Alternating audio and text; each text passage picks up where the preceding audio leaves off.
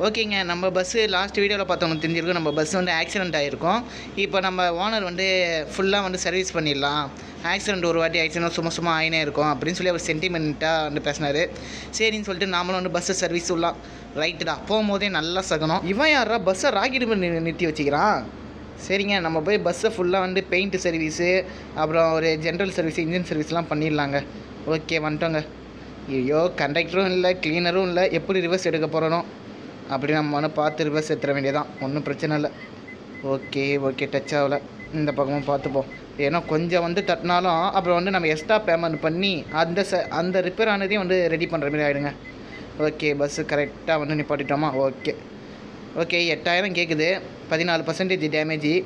ஓகேங்க, பஸ்ஸை வந்து கரெக்டாக நிப்பாட்டியாச்சு.